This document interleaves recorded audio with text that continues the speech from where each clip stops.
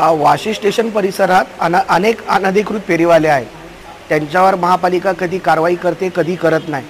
आता 4 दिवसापूर्वी काही नवीन फेरीवाले आलेत आणि त्यांनी जातीय भेद चालू केला.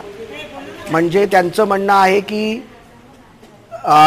आमच्यावर कारवाई, आम्ही मागासवर्गीय धर्माचे आहोत म्हणून आमच्यावर कारवाई होते, तर गाववाल्यांवर कारवाई होत नाही.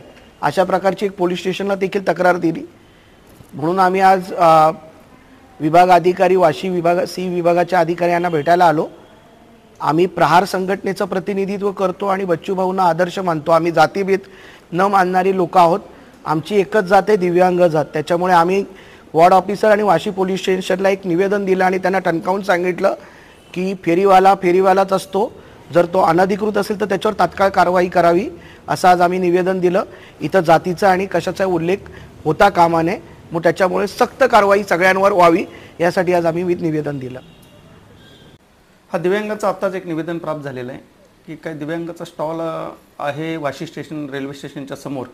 मग त्यांच्या आजूबाजूला काही फेरीवाले बिझनेस धंदा करतात असं त्यांचं मत आहे आणि त्यांच्या आपसमध्ये काही थोडी बाचाबाची झालेली आहे. यावरून त्यांना हटवण्यासाठी त्यांनी एक निवेदन दिलेलं आहे.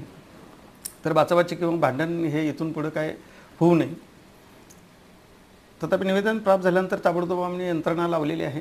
जर कोणी काही फुटपाथावर रेल्वे स्टेशनच्या समोर मोकळ्या जागेमध्ये पण व्यवसाय करत असेल तर त्यांना आम्ही ताबडतोब हटवून घेऊ आणि असा कोणताही अनधिकृत व्यवसाय रस्त्यावरती फुटपाथावरती चालणार नाही याची पूर्ण दक्षता घेऊ.